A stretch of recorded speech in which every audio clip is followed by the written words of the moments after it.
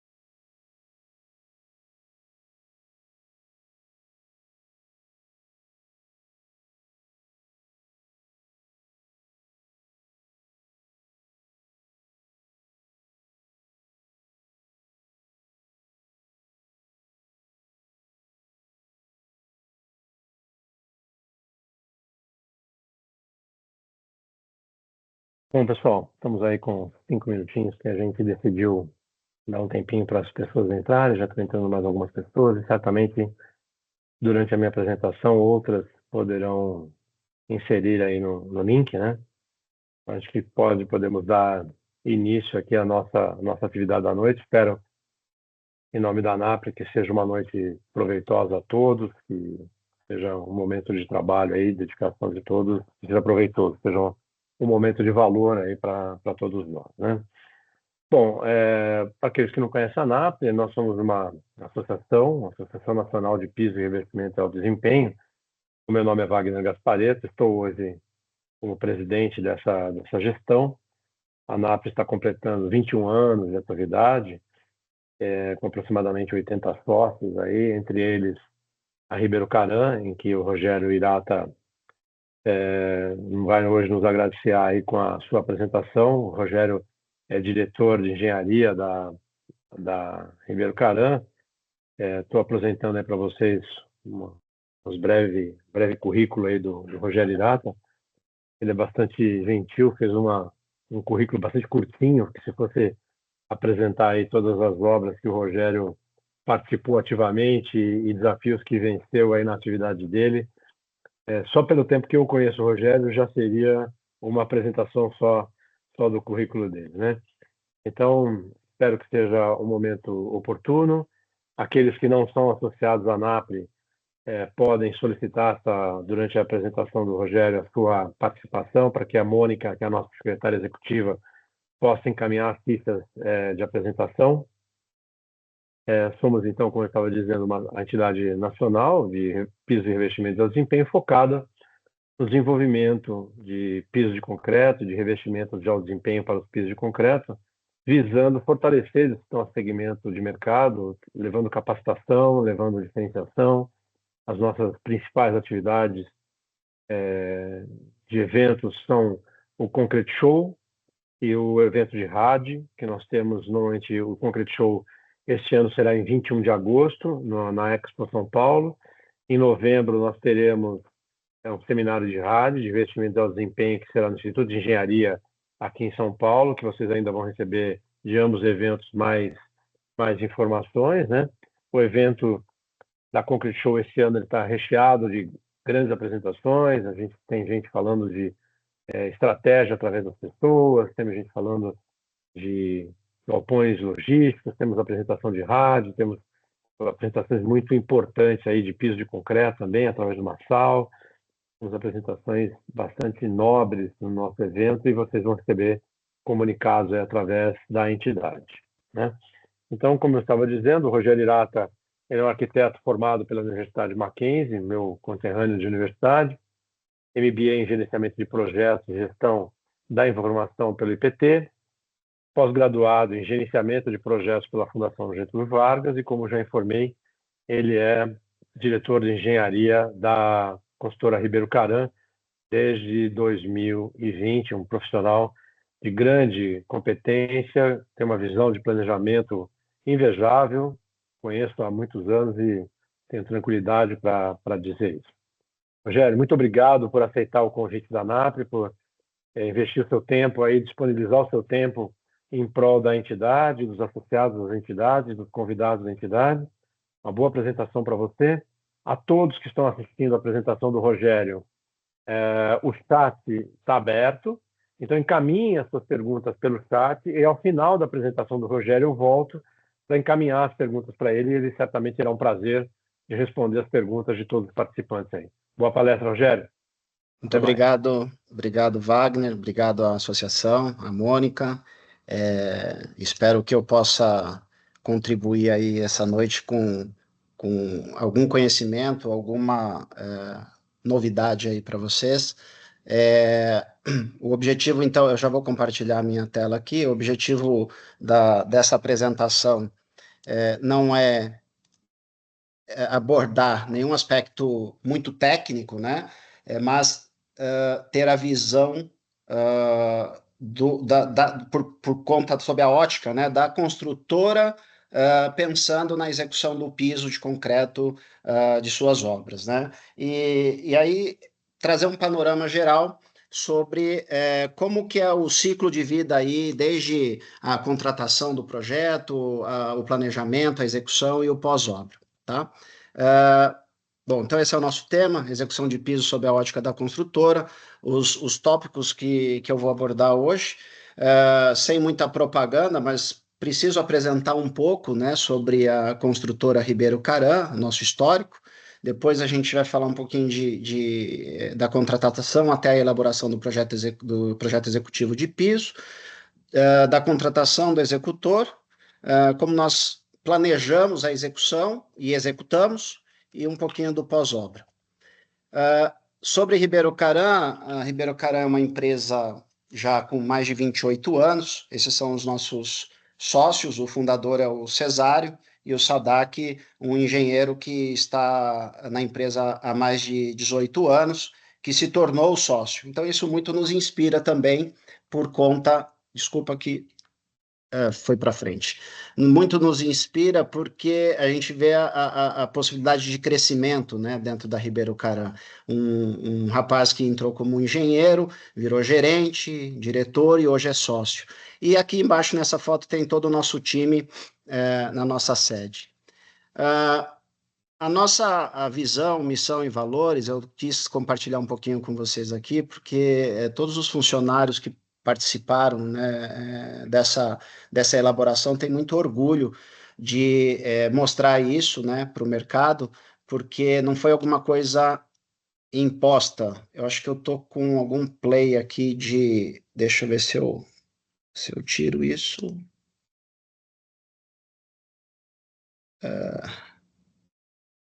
Bom, vamos lá. Peço perdão porque tem alguma questão aqui de automática.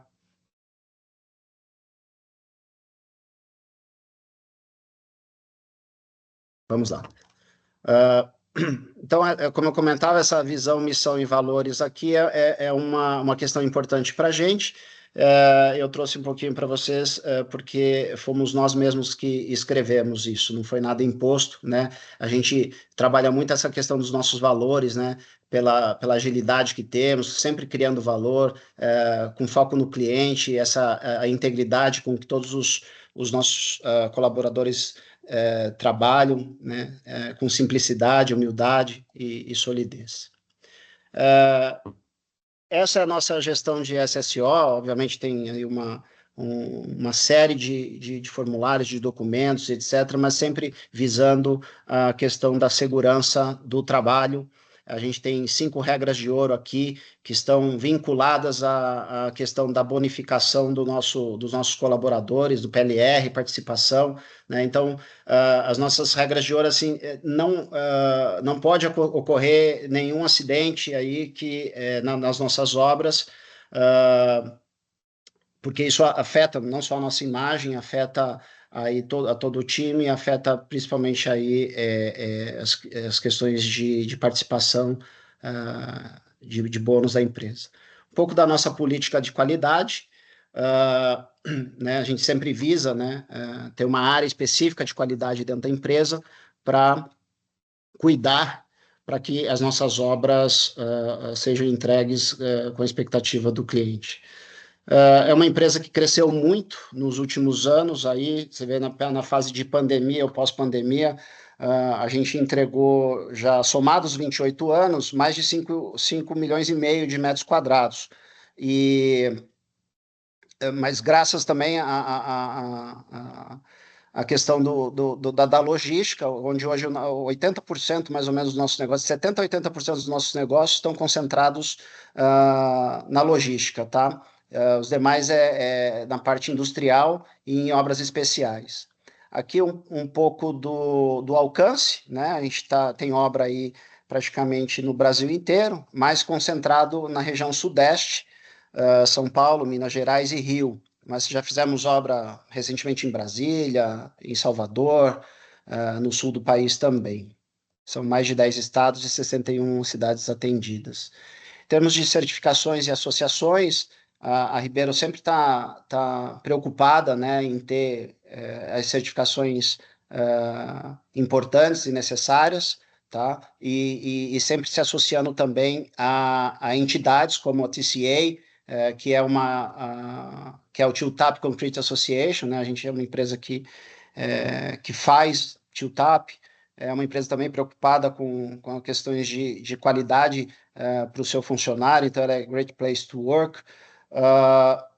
Como o Wagner comentou, nós também nos associamos à ANAPRE, dada a importância da execução do piso nos nossos negócios. Então, a gente quer estar promovendo aí, né, esses treinamentos, estar antenado ao que há de novo no mercado, participar ativamente.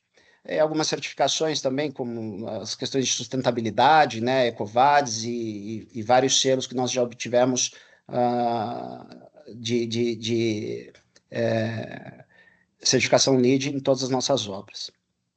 Bom, dado um briefing aí, para quem tiver mais interesse, né, tem depois os nossos contatos, o nosso site. Eu busquei aqui não ficar trazendo uma carga muito grande de informação sobre a construtora, que o objetivo não é esse, né? O objetivo é passar para vocês um pouquinho de como que nós, Ribeiro Caran, né, e eu já venho também de outras construtoras, eu tenho mais de 20 e poucos anos de mercado, já passei por outras grandes construtoras, e eu vejo que o modus operandi é muito parecido, né, dentro das construtoras, tá? E aí a gente quis trazer um pouco dessa visão para vocês.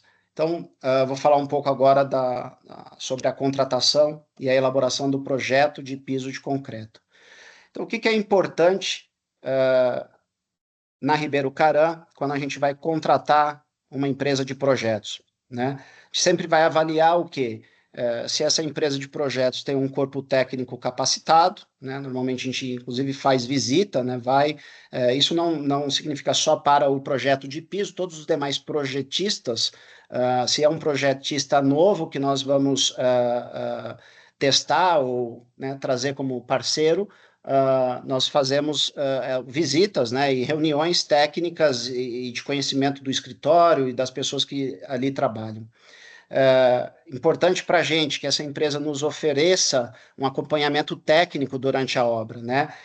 Deu um problema, estou com dúvida, o engenheiro lá na obra tem alguma dificuldade, ele tem que ter o contato direto do projetista, tá? Para tirar essa dúvida, para mitigar qualquer problema ou risco de entendimento do projeto, ou de dificuldade, ou de incompatibilidade, ou de dificuldade no canteiro de obras.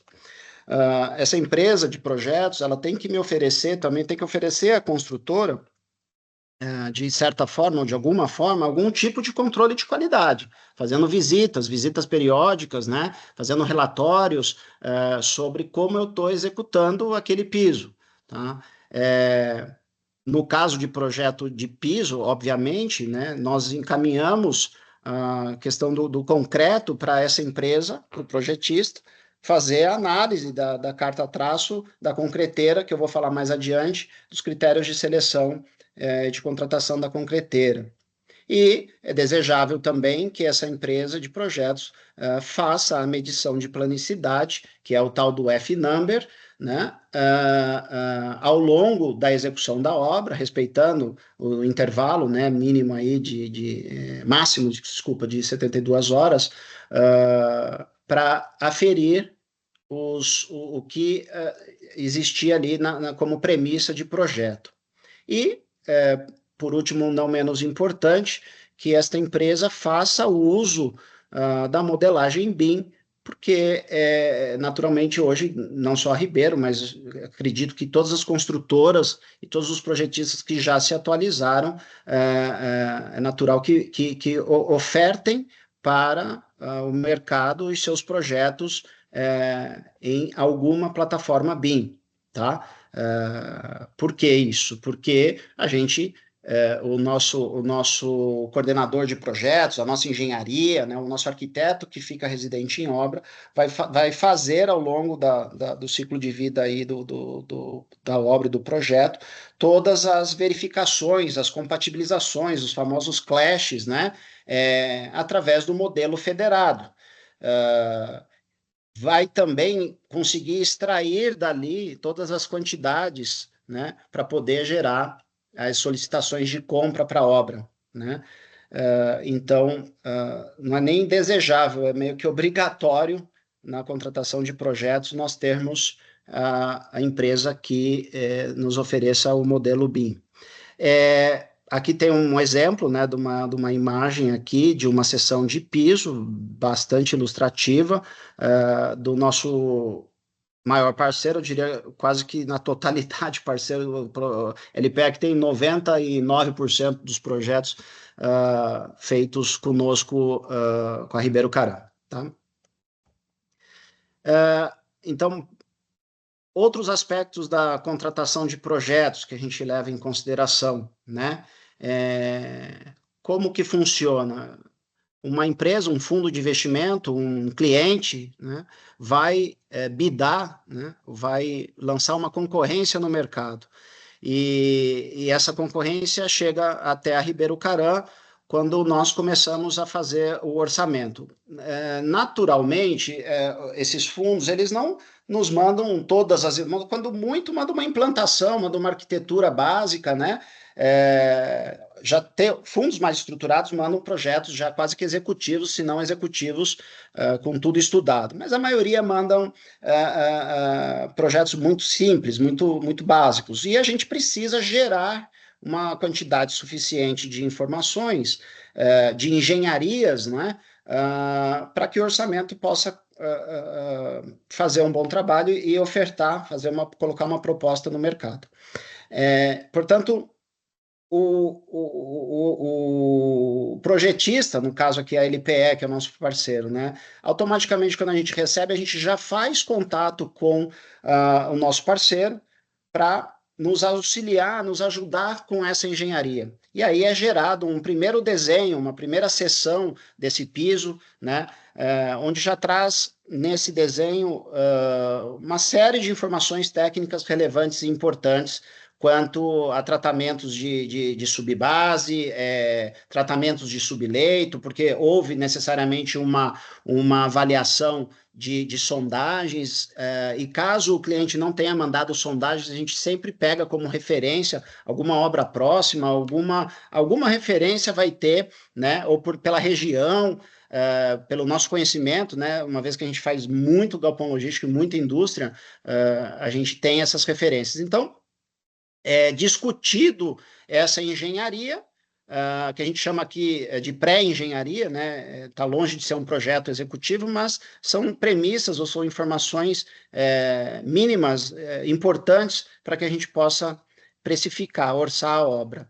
Tá? Então, vem aí carregado de informações, como desde a seção do piso ou da pavimentação, as tipologias, né, de piso, porque não necessariamente é um único tipo de piso, a gente tem cada vez mais terrenos desafiadores, então pode ocorrer de você ter um piso em fundação direta e uma parcela do piso em piso estaqueado. Eu tenho pavimentações diferentes, pavimentação em piso de concreto, pavimentação com intertravado ou pavimentação asfáltica, diferenças entre capacidades de piso dentro do mesmo ambiente. Ali eu vou fazer uma área de estocagem com 6 toneladas, uma área de picking com 3 toneladas, enfim. Então, num mesmo projeto, a gente tem aí diversas tipologias, né, de pisos. Aí, como eu falei, é super importante as questões de reforços de piso, né? O que eu preciso, como que eu vou tratar esse subleito, né? E outras orientações de execução, que cada projeto tem uma especificidade diferente, tem uma expectativa do cliente diferente, enfim. Então, eu diria que o primeiro grande segredo aqui é você ter um bom parceiro de projetos que você possa confiar, dar volume de projetos para ele, né? Porque ele vai estar sempre te atendendo, porque esse trabalho, gente, aqui nesta fase é risco, né? Veja, eu já estou trabalhando tecnicamente com um parceiro, mas nesse momento aqui não está se falando de proposta comercial entre construtora e projetista, tá? Então, muito importante que esse parceiro, que haja uma fidelização entre construtora e projetista. Isso não serve só não funciona só para projeto de piso, né? A gente tem esse modus operandi aqui para praticamente todas as disciplinas que envolvem aí um projeto executivo de um galpão de uma indústria, né, onde é utilizado muito piso industrial, piso de concreto, tá? Aí, quando o cliente manda também, é importante lembrar, o cliente às vezes manda ali um projeto de piso, né, elaborado por outro colega, né, e a gente sempre também fica antenado à questão da reengenharia ou da engenharia de valor. Eu consigo fazer esse mesmo piso com essas mesmas premissas, com essa mesma capacidade, com tecnologias diferentes. Aí a gente começa a testar. Ó, veio um piso aqui em tela, dupla, né? Eu quero testar com fibra sintética, eu quero testar com o tal do blend, que é a metálica com sintético. Eu quero diminuir a espessura desse piso, né? E aí a gente abre essas discussões de engenharia de valor com o nosso parceiro. Feita a contratação, né? Então, essa primeira etapa, né, da escolha, com quem que eu vou entrar, etc., para Ribeirão Caran, é uma etapa meio que já automática, porque, como eu falei, o maior parceiro é a LPE, isso já flui muito tranquilamente dentro das nossas empresas, né? Os times se conversam, às vezes é engraçado que às vezes eu mal encaminhei e já está vindo sessões de piso porque sabe-se que o bid tá acontecendo no mercado. Partimos para a elaboração do projeto. O que é importante, então, como que a Ribeirão Caran se estrutura aqui para iniciar um projeto de piso? Primeira coisa ganhamos a obra, né? Estoura o champanhe e vamos fazer o kickoff de projetos. Nesse kickoff, a gente vai definir, né, a gente já leva previamente, né, algo preparado e vai combinar o cronograma de projetos com os nossos projetistas. Vamos repassar todas as premissas do cliente e as premissas de orçamento, né? Para que o projetista não saia fazendo, vendi um piso com fibra sintética, dali a pouco eu estou recebendo um projeto de piso com fibra metálica. Não, preciso seguir, né, as quantidades que eu orcei, eu preciso seguir as questões de carga, né, distribuída, carga pontual, nível de planicidade, F-number, acabamentos e etc. desse piso que o meu cliente especificou. Vamos alinhar as expectativas da construtora, em razão do projetista, a expectativa do meu possível executor, que eu vou definir um pouco mais à frente, e a expectativa do meu cliente final. Tá? E nesse momento também a gente já apresenta a plataforma. Temos trabalhado recentemente aí, andou mudando de nome, era BIM Collaborate, virou BIM 360, hoje é o Docs, que está dentro do pacote da Construction Cloud, da Autodesk, que é a plataforma onde fazemos a gestão de todos os projetos, onde fazemos a federação do modelo, como eu comentei, e usamos diversas outras funcionalidades, como atas de reunião, comentários em projetos, porque é tudo hoje muito mais automatizado, e eu acho que a maioria dos projetistas e consultores que trabalham conosco já estão bastante habituados a trabalhar nesse sistema, né, nessa plataforma conosco. Bom, vamos iniciar os projetos. Naturalmente, naquela fase inicial lá de orçamento, talvez eu tenha poucos pontos de sondagem, que eu não sei se todos estão habituados aí, mas são aqueles pontos de SPT, né, que muitas vezes não trazem já bastante informações, mas os terrenos para galpões logísticos e indústrias são muito grandes ou muito heterogêneos, e às vezes o cliente forneceu ali meia dúzia de pontos, né, que é um universo muito pequeno perto do que a gente necessita. Então, a construtora, nos primeiros dias, já mobiliza para fazer mais pontos de sondagem, mais pontos de sondagem, à medida do possível, né? O CBR é um ensaio que se faz depois da terraplanagem pronta, mas muitas vezes é necessário entender e é possível antecipar ensaios de CBR principalmente em regiões de corte, né? Onde eu vou cortar o terreno. Eventualmente a gente também coloca ali antecipadamente uma escavadeira, alguma coisa para abrir ali e tentar extrair algum resultado de CBR para entender a necessidade ou não de tratamentos de subleito. Caso o CBR dê muito baixo, é necessário fazer, né, com que esse CBR fique adequado para a sustentação do piso.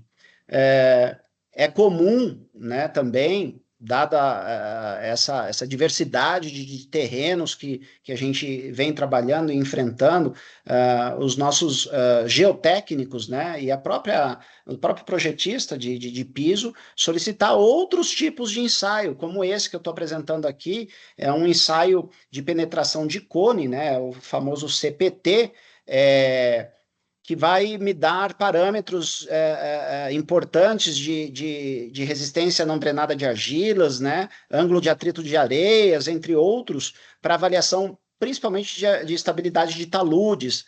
Mas o que tem a ver a estabilidade de talude com o piso ou o pavimento? Tudo a ver, né, gente? Porque os galpões, eles tomam praticamente toda a área de platô, boa parte da área de platô, 50% é edificação e 50% é área pavimentada, né? A grosso modo. Tem ali as áreas verdes, mas é muito pouco. Então, se o meu talude não tiver estabilidade, porque naturalmente vamos enfrentar solos moles, se ele não tiver estabilidade, o meu pavimento vai começar a se deformar e muitas vezes com a proximidade do galpão dos taludes, já tivemos problemas do próprio piso também perder as suas características aí de subbase e ter patologias importantes. Então, é natural fazer esses ensaios do tipo CPT, ensaios de DMT também, né, que são ensaios já para outros tipos de parâmetros de deformabilidade, o famoso, a molinha lá, o coeficiente K, para entender a questão de recalques e tensões desse solo, né?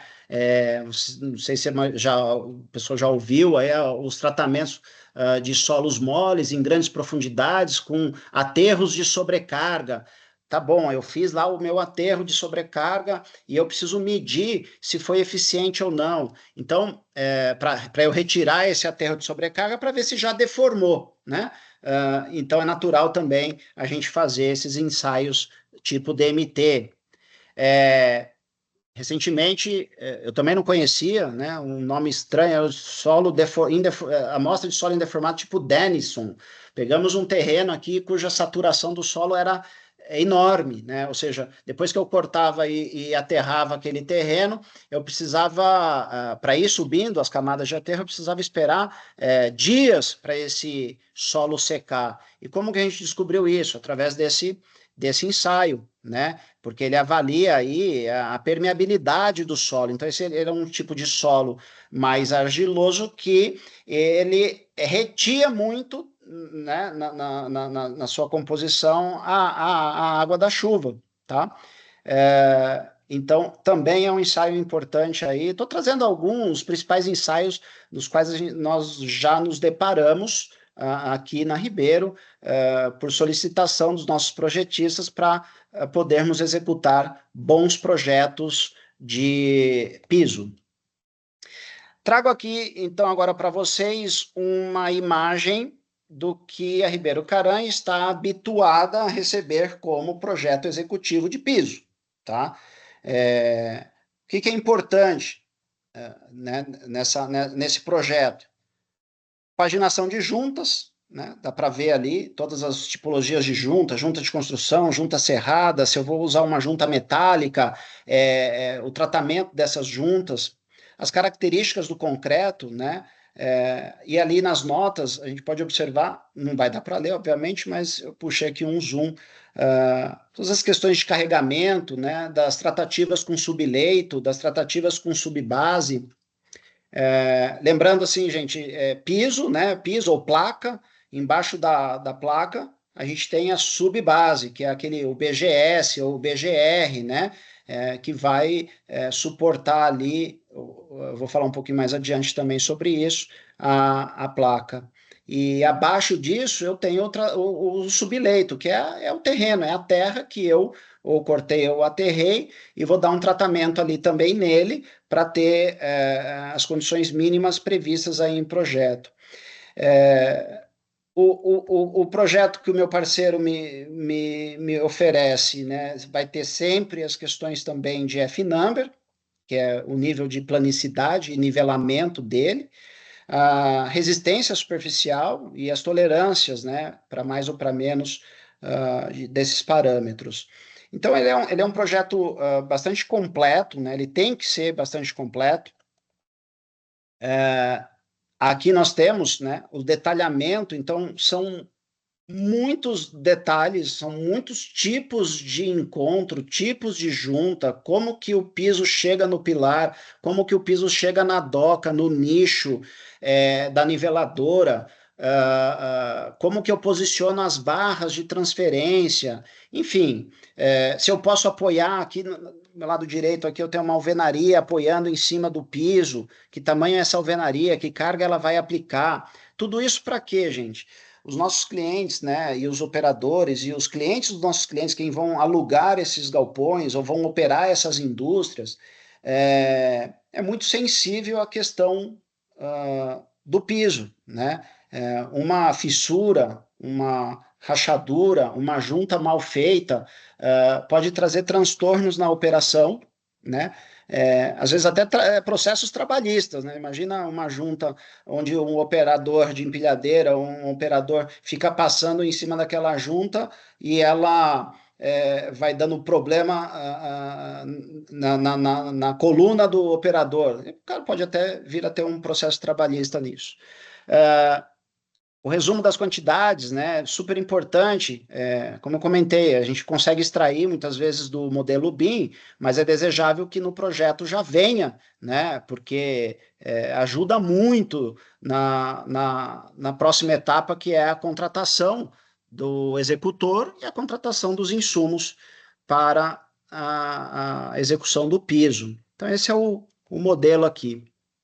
Acompanhado desse trabalho, vem sempre um memorial técnico, né, super importante também, com todas as especificações dos materiais, as preocupações, as questões de concreto, de traço, as especificações executivas, né, o controle que nós temos que ter da execução, e esse memorial descritivo muitas vezes já aborda até os cuidados com a manutenção preventiva desse piso, que a Ribeiro Caran vai colocar depois no seu manual, no seu databook, não só do piso, como de todos os outros sistemas e elementos da construção.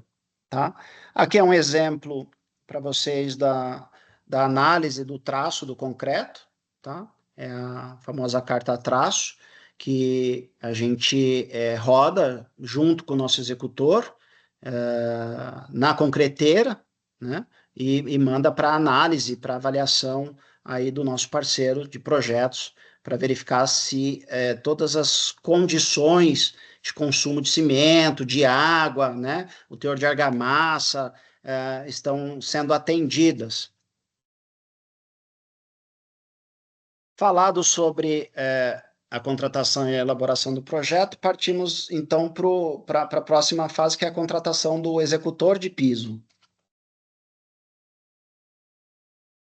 Lembrando que a construtora, ela é um grande general contractor, né? A construtora, ela dificilmente tem mão de obra própria para todos os subsistemas de uma construção, né? Nós contratamos a empresa de instalações elétricas e hidráulicas, a gente contrata a empresa de estrutura metálica, que no nosso caso temos um braço chamado RR Caran que faz as nossas estruturas metálicas, a gente contrata o pré-moldado, então cada subsistema é uma contratação diferente, e a contratação do executor de piso não é diferente para Ribeiro Caran, né? Eu acho que os executores de piso evoluíram muito nos últimos anos, tornaram-se verdadeiras empresas de engenharia focadas em execução de piso. Então, é natural ver no mercado hoje empresas como o nosso grande parceiro aqui,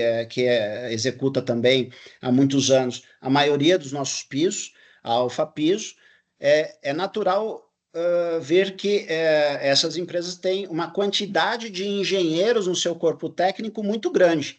Né? Eu costumo brincar que dá até para virar construtora, né? Porque tem todas as áreas da construtora, tem também numa empresa executora de piso. Não é obrigatório, mas se tiver, melhor. Então, ele tem lá uma área de engenharia, uma área de suprimentos, uma área de produção, uma área de planejamento, uma área de controle de custos, ou seja, todas as áreas pertinentes a uma construtora, o nosso executor de piso aí possui. Então, já me adiantei aqui, como que a gente contrata esse serviço?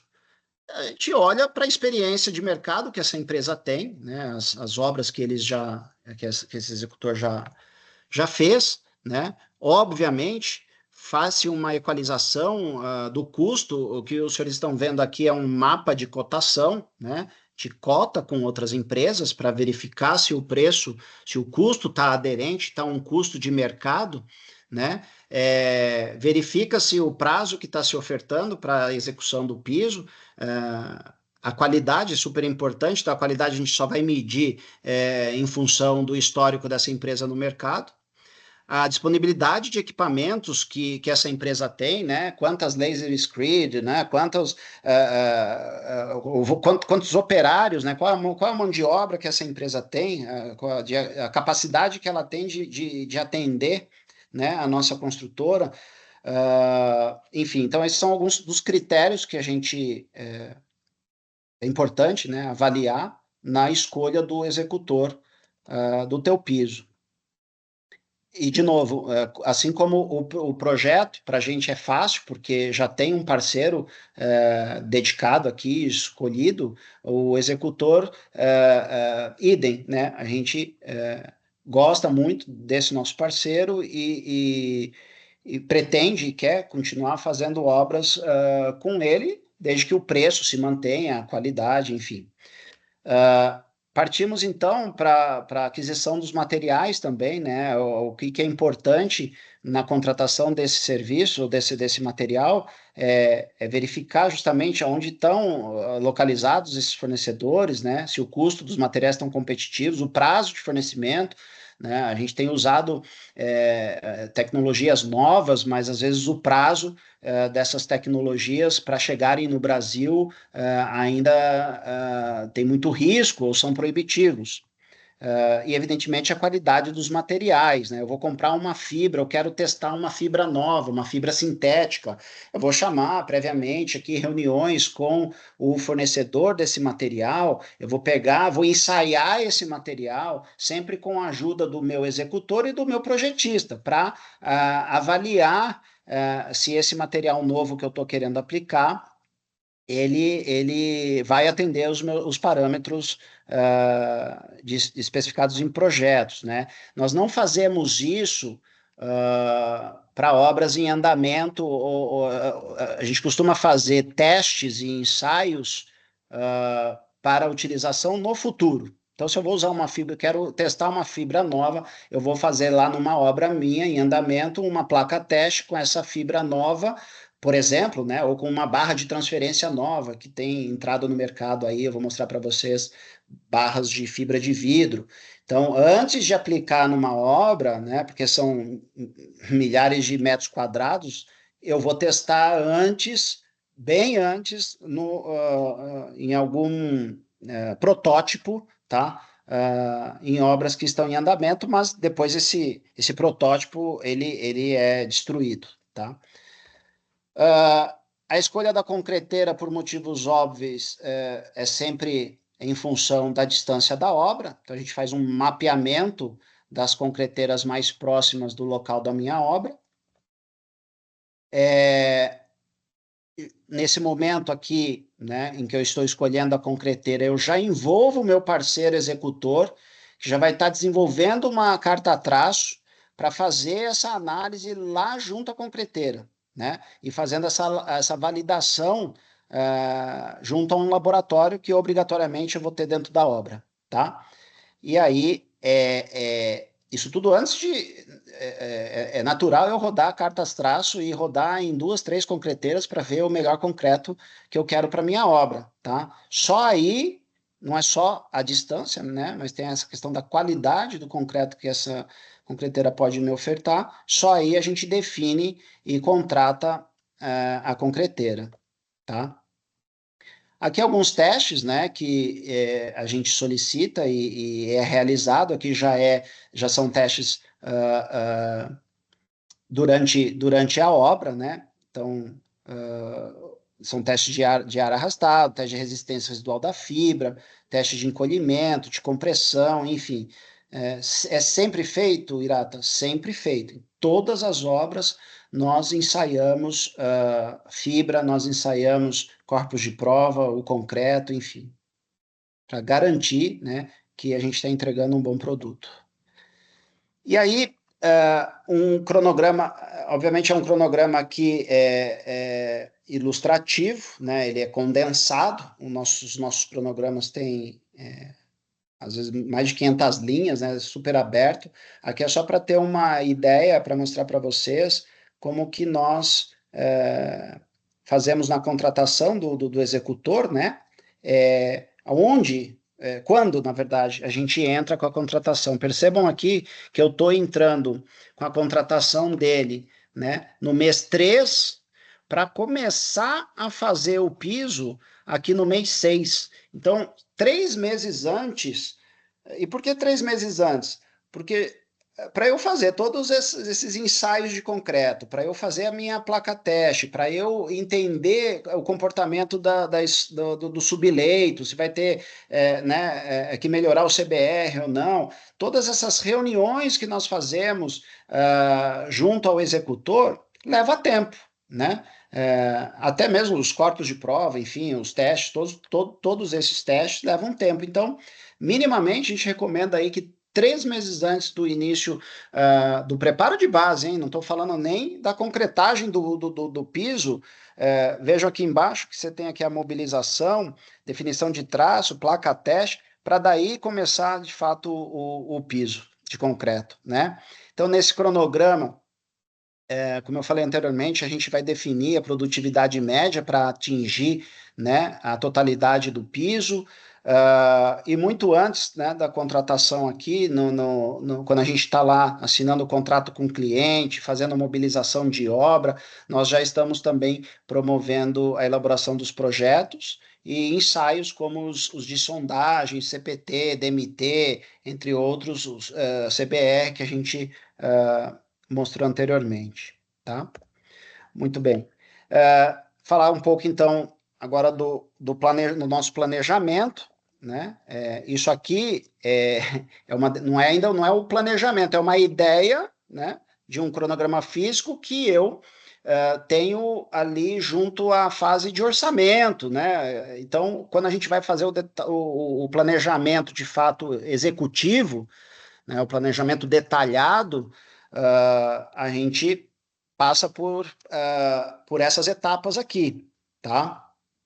Especificamente para execução de piso, né? Da mesma forma como a gente faz ali a reunião de kickoff com o projetista, nós fazemos uma reunião técnica com o executor. Não só o executor, a gente põe na mesa o projetista, né? O nosso time de engenharia e quem vai de fato estar à frente dessa obra, engenheiro de produção, gerente de contrato, arquiteto da obra, enfim, e o nosso executor, para justamente fazer em conjunto, né, o plano de ataque desse piso. Vai começar da direita para a esquerda, do eixo 1 até o eixo 20, ou do eixo 20 até o eixo 1, definir, né, olha, no meu cronograma, lá daquela fase de orçamento, eu defini 800 metros cúbicos por dia, tá? Eu preciso atingir essa meta para conseguir entregar a obra no prazo, né? Vamos definir, então, para ter esses 800 metros cúbicos, a quantidade de frentes que nós precisamos ter. Então, Alfapiso, você tem 2 equipes para me mobilizar nessa obra?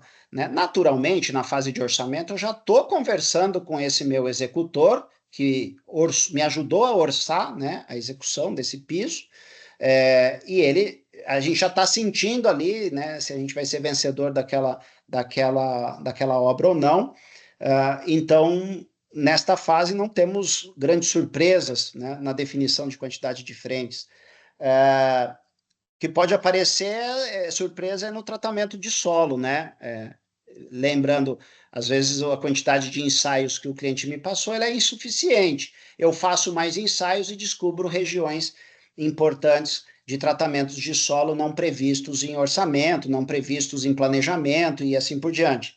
Então, nós vamos dar toda a atenção devida a essas regiões, a essas áreas, para verificar como a gente resolve esse problema da melhor forma e a forma mais rápida e mais barata possível.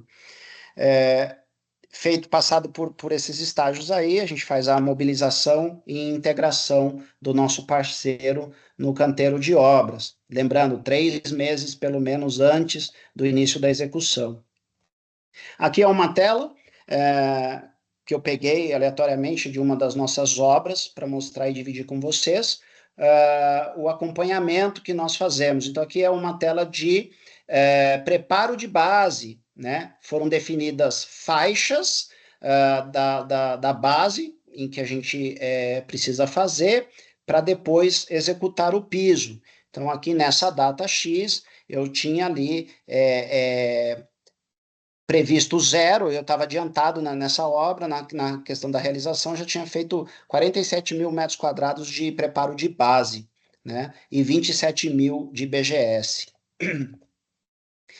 Essa outra tela já é a questão da execução das placas de piso. Então, vejam que nós setorizamos, né, placa por placa, para ter a visibilidade, a numeração que vocês estão vendo seriam a ordem dessas placas, né? Então a gente vai, o que está verdinho é o que eu já concretei e o cinzinho ali é o que eu ainda vou concretar. Então a gente vai fazendo esse acompanhamento e medindo, né? Se está saindo conforme a produtividade que a gente combinou com o executor.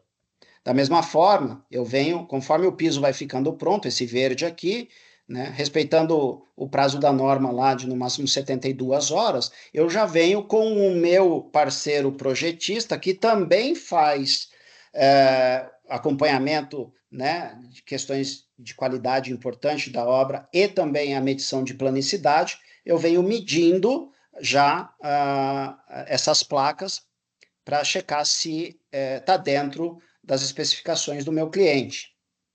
Então, esse é um controle aqui e um mapeamento desse serviço. Tá? Para a área externa, fazemos da mesma forma, ok? Fazemos um planejamento aí das datas, de que frente, quantas equipes e tudo mais. Então, essa é pavimentação externa. Lembrando que muitos clientes pedem as docas em concreto, e aí as demais áreas, ou asfalto ou intertravado. Tá raro hoje pegar um projeto com toda a pavimentação externa em concreto, né? Mas o nosso parceiro aí, LPE, também faz os projetos aí dessa pavimentação externa para a gente. Aqui, então, uma foto, né, para ilustrar a questão do nivelamento do subleito e subbase. Lembrando, né, o subleito é aquela camada inferior à subbase. A subbase é o BGS que vem logo abaixo, ou BGR, enfim, que vem logo abaixo da placa de concreto. Por que é importante, né, ter isso muito bem nivelado? A gente garante a espessura do piso, para não ficar piso mais grosso, mais espesso do que o especificado, eu estou perdendo dinheiro, estou entregando a mais, né? Pisos mais esbeltos do que o especificado, possivelmente vou ter uma patologia e esse piso não vai ter a carga solicitada em projeto. Então, eu preciso garantir, se o meu piso tem que ter 14 centímetros, ele tem que ter de ponta a ponta 14 centímetros. Quem que vai garantir isso? O nivelamento do meu subleito e o nivelamento da minha subbase, tá? tem questões de qualidade, tem questões de custos envolvidos e também tem questões de prazo, né? Se eu tenho isso bem nivelado, eu vou fazer rápido no custo e com qualidade. Um dos ensaios, né, que a gente vem realizando com frequência, dado a dificuldade desses terrenos, né, é esse ensaio de Viga-Benkelman, tá? Ele mede, né, a deflexão do solo. Então, na realidade, ele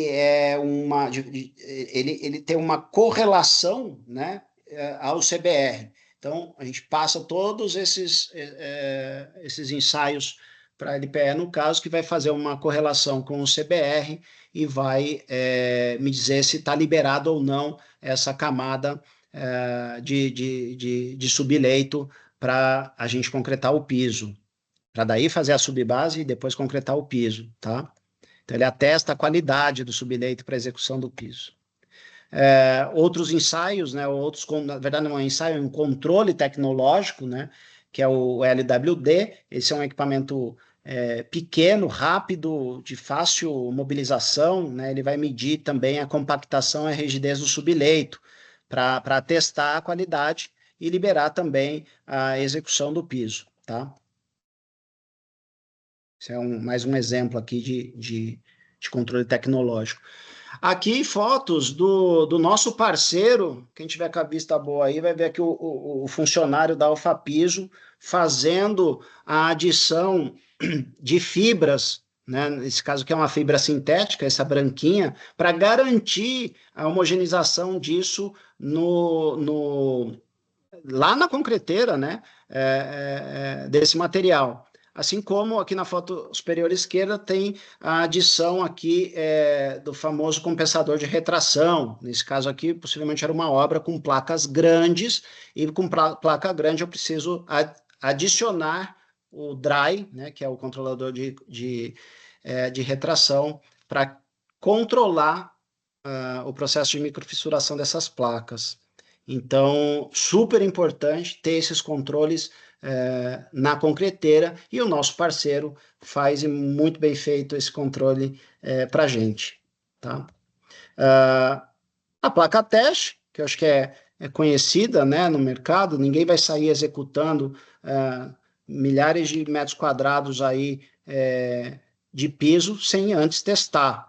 Por isso que é importante o executor entrar 3 meses antes aí na obra, porque já ocorreu a gente fazer uma placa teste, não ficar boa, quebrar, fazer outra, continuar com o problema até acertar, né, o mix desse concreto, a pega dele, enfim, qualquer questão, um agregado, obras no Rio de Janeiro, a areia é muito úmida, então às vezes é difícil acertar de primeira essa placa.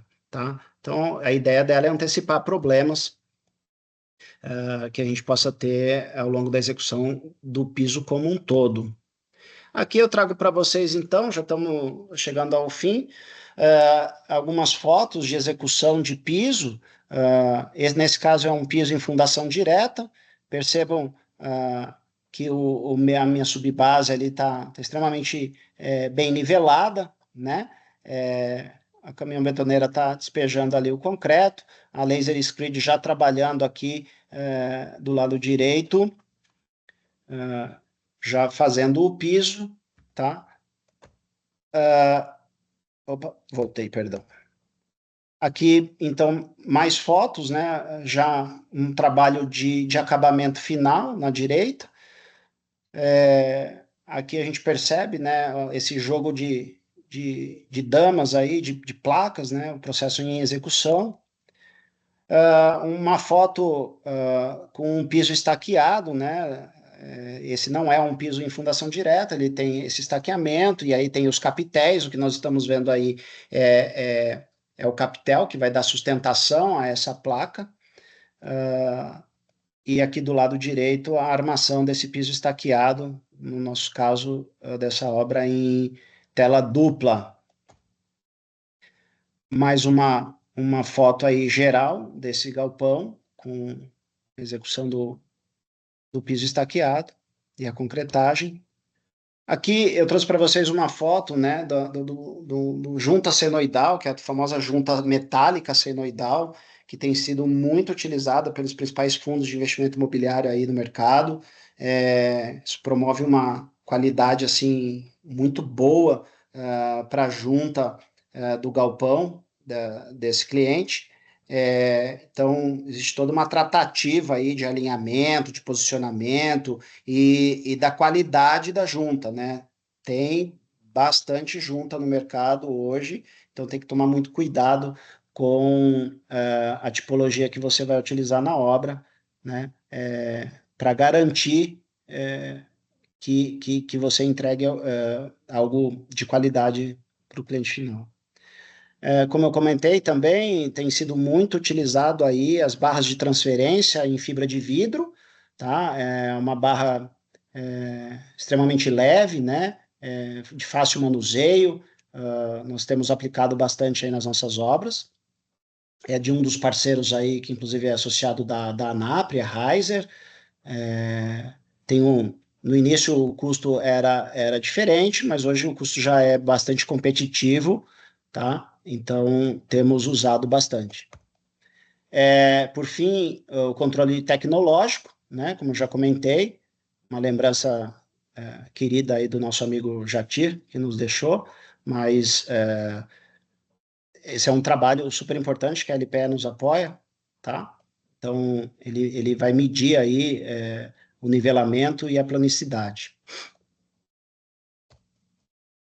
Por fim, gente, eu comentei há pouco com o Wagner que essa apresentação foi importante para que a gente pudesse olhar aqui os nossos arquivos e pegar referências aqui de pós-obra, nos fez olhar para trás. Eu não olhei muito para trás, mas peguei todas as ocorrências de patologias ocorridas em 2024 e o que já aconteceu em 2025, para trazer para vocês que nem tudo são flores, né? Tem problemas, por mais que a gente tenha um controle de qualidade, por mais que tenha um bom projeto executivo, com um bom controle de obra, e também com um bom executor, e tudo isso que eu coloquei para vocês anteriormente, existem patologias, né? Existem deformações.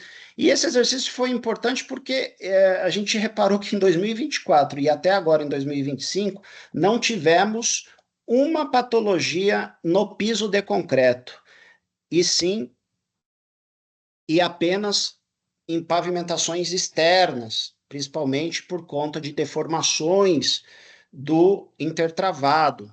Percebam aí, ó, essas deformações elas ocorrem principalmente em reaterro de caixas de passagem. Então, alguém abriu aqui uma infraestrutura, né? Portanto, tirou ali aquela compactação, aquele cuidado que teve no tratamento do meu subleito, e aí uma outra empresa, que não da minha de terraplanagem, foi fazer a compactação, muitas vezes manual, né, e inadequada, para recompactar por conta de uma abertura de uma caixa ou de uma infra, que é esse caso aqui, né, e aí ocorre da gente ter que voltar na obra para tratar pequenas regiões aqui de deformações de piso intertravado.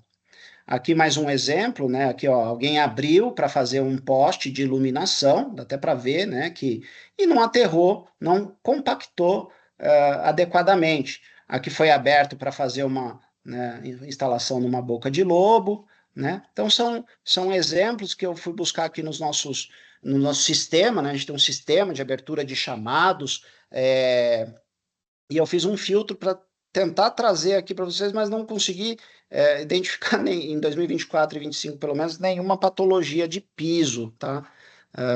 Pelo menos não tem nenhum chamado aberto ou não teve nenhuma tratativa. E sim, de pavimento externo, sim. Olha aqui. Aqui já é um piso de doca, né? É um piso de concreto, mas na região da doca.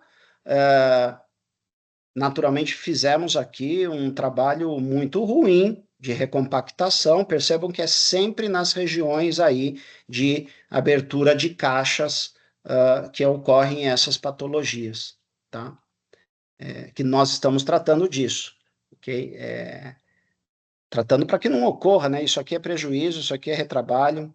E aqui, por fim, trago uma foto que eu gosto muito. Essa foto foi tirada pelo amigo e parceiro Jeremias em uma das nossas obras.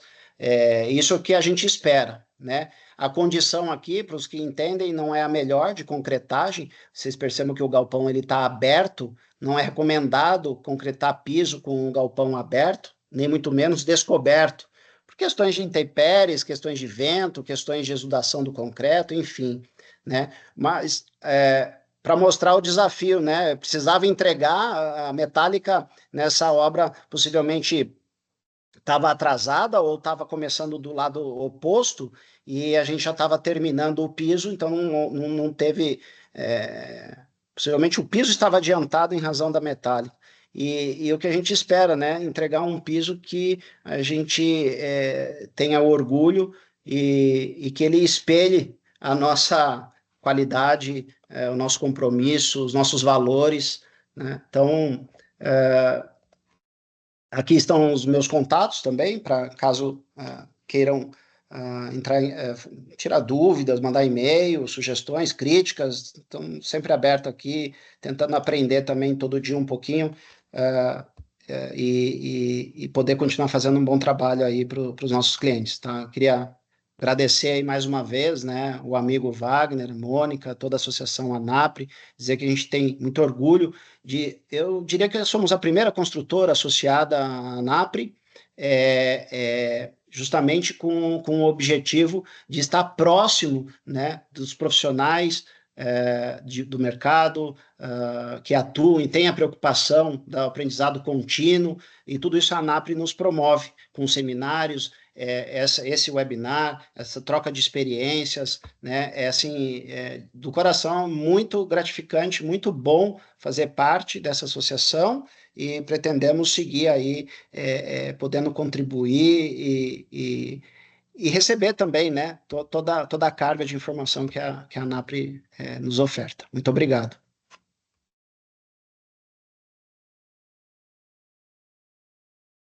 Tá no mudo, Wagner.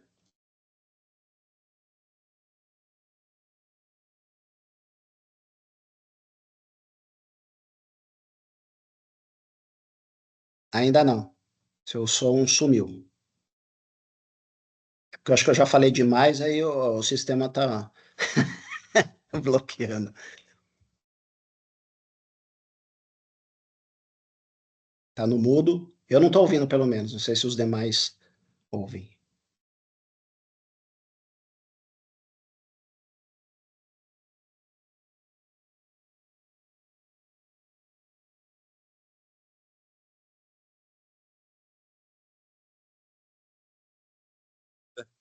Agora sim. Agora sim. Não, agora você Tá me mutou. ouvindo? Agora sim, Tá me perfeitamente. ouvindo? Ah, legal. Vou pedir Obrigado. desculpas porque começou uma obra aqui na Praia da Nápoles, deve estar atrapalhando um pouquinho o som para vocês, espero que não muito. E aí eu vou transferir para você, Rogério, as perguntas que nós recebemos, mas antes, novamente, quero parabenizar pela brilhante apresentação, dentro do tempo que nós combinamos, respeitando aí o público todo que está presente, né? Temos aqui algumas perguntas muito boas, caminhadas, né? Mas vamos lá.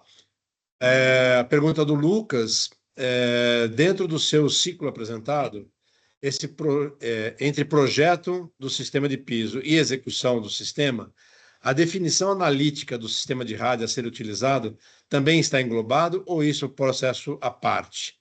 Acho que ele está querendo dizer do revestimento, Do né, revestimento, para você. claro. Entendo que está ligado à questão da necessidade de ter revestimento, né? Claro. Gostaria que você falasse. Sim, com certeza. É natural que todo revestimento, né, todo tratamento que vai ser feito na superfície desse piso, seja um endurecedor, seja um epóxi, seja um RAD, tá dentro desse ciclo, né? Tá dentro da especificação. Primeiro, assim, o cliente tem que me solicitar, né? O que você, qual é a premissa, né? Qual é a necessidade daquele projeto? A gente vê principalmente nas áreas industriais, né? Estamos fazendo uma fábrica agora para a Toyota em Sorocaba, onde há né, necessidade ou determinadas áreas desses pisos que possuem revestimentos. Então, esse projeto, né, é discutido com o nosso parceiro aqui e está dentro desse contexto, né? A gente falou aqui de uma forma mais genérica, né? Mas toda a tratativa é feita dentro do ciclo de discussão. Desde a fase de orçamento, evidente que se eu não tiver orçado né, essa especificidade, eu vou tomar prejuízo, porque o cliente vai me cobrar, né? Eu vou ter que projetar e eu vou ter que executar. Então, muito boa pergunta, mas é feito na mesma sequência aí das análises. Excelente. O Fabiano, ele se coloca aqui à disposição para fazer um contato comercial. Como está no chat da apresentação, você tem acesso a isso, então fica aí a sugestão de você depois encaminhar o contato do Fabiano para a sua área de suprimento aí, né? Pois não, Ou muito de obrigado. outros, né? Claro. Aí tem uma questão aqui colocada pela Cecília. Essas patologias de caixas, elas ocorrem porque o sistema de drenagem é feito depois do piso ou antes? Seu som saiu um pouco prejudicado para mim, mas pergunta o que? Se as patologias ocorrem... Vamos de novo. Essas patologias de caixas, elas ocorrem porque o sistema de drenagem é feito depois do piso ou antes da execução do piso? Ah, tá. Boa pergunta também. Se não ficou claro, eu detalho um pouco melhor. Então, assim, imagina, a gente fez ali toda a terraplenagem. Eu estou na terra, mas o que era de corte e aterro a serem feitos, isso já foi finalizado, né? Começo, então, umas tratativas de preparos de base ou de nivelamento aí desse meu subleito. Naturalmente, eu não vou começar a pavimentação se eu já não tiver feito toda a minha infraestrutura, né? Infraestrutura é drenagem, toda a parte de instalações do underground, né? Hidráulica, incêndio, todos os enterrados, eles são realizados antes da pavimentação. Ocorre que a empresa quem eu contrato para fazer a terraplenagem não necessariamente é a mesma quem vai reaterrar aquela tubulação, aquela caixa que eu executei pós-terraplenagem, né? Então, é feito um reaterro, muitas vezes, de forma mais manual, sem a mesma energia das máquinas, daqueles grandes rolos, né? Mesmo porque se eu fizer, pode até ser que eu danifique, eu quebre uma tubulação de drenagem ou esmague né, uma tubulação de elétrico. Então, ela é feita de forma manual, né, com o famoso sapo, né? Tem lá os equipamentos que a gente utiliza. Então, se não fizer adequadamente, pode vir a dar, mas tem como fazer adequado, mesmo de forma manual, mesmo sendo outra empresa executando. O que tem que haver é um controle mais rígido por nossa parte, né? De aferir, os mesmos controles que a gente faz para aferir o recebimento ali, a entrega da terraplenagem, a gente teria que fazer ali no micro, naquela linha ou naquela caixa, para também receber, receber, né, esse reaterro e poder ali depois executar o piso em cima.